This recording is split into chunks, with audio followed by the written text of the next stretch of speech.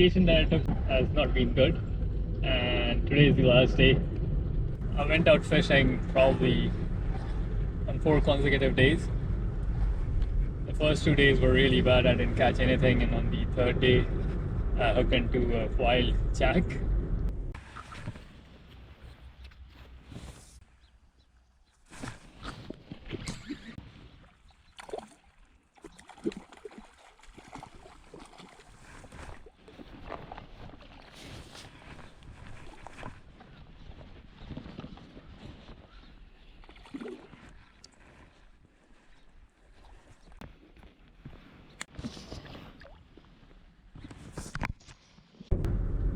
And then I decided to go to Widder because I wasn't catching anything locally. Because someone told me that Widder has been really productive over the last few days. But then when I take my days off, I believe the fish are on their vacation too. I was only able to get into one fish. Luckily, that was a hatchery. Hatchery? Nice.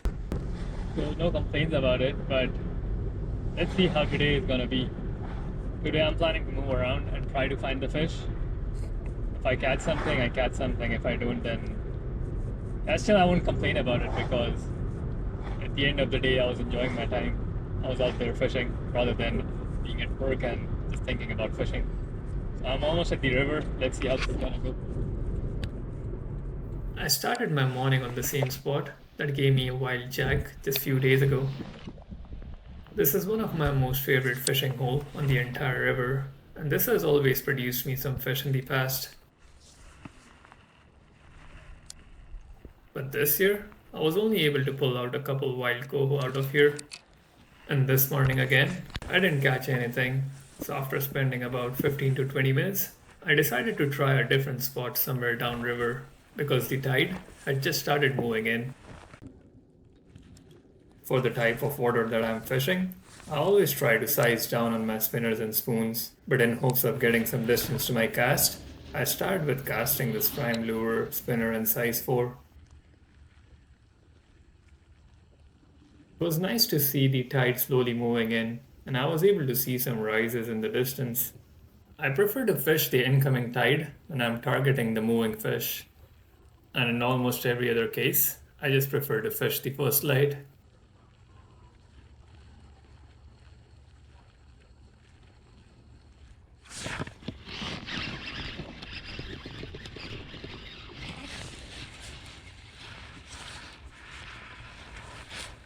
Well, this was not the coho that I was expecting, but just like the 20 or so coho that I've lost this season, this stick fish came off easily too.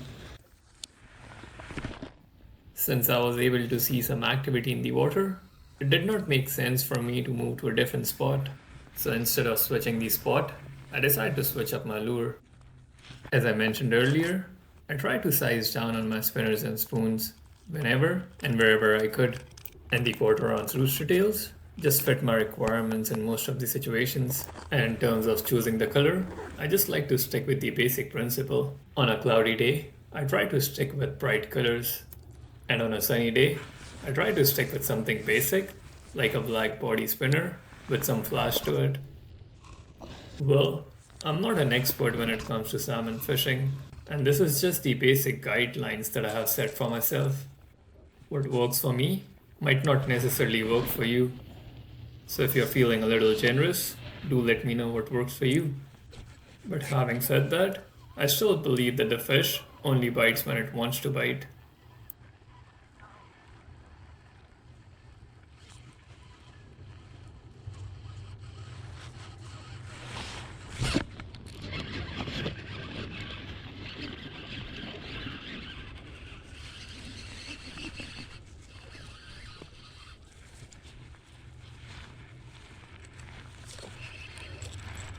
Oh. I have lost some acceptable amount of fish in the previous seasons too, but this season has been extremely brutal on me.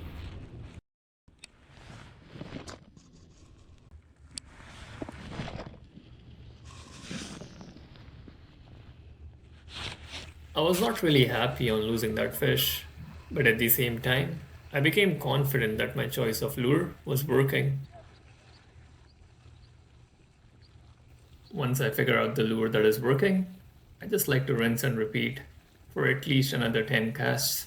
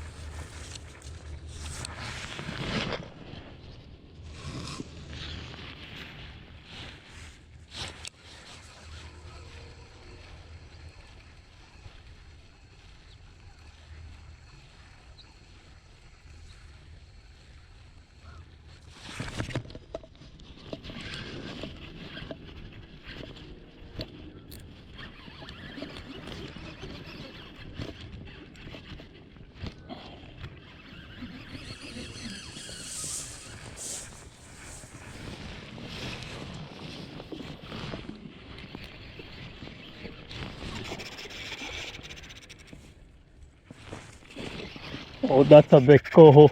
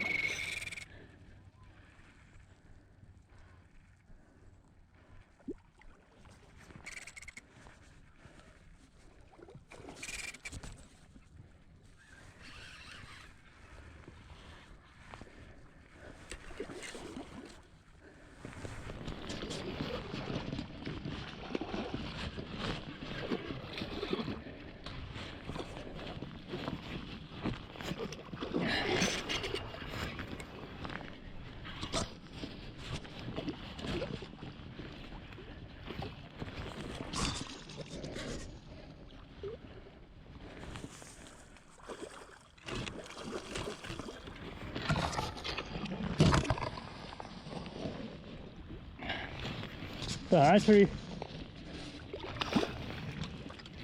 Holy smoke.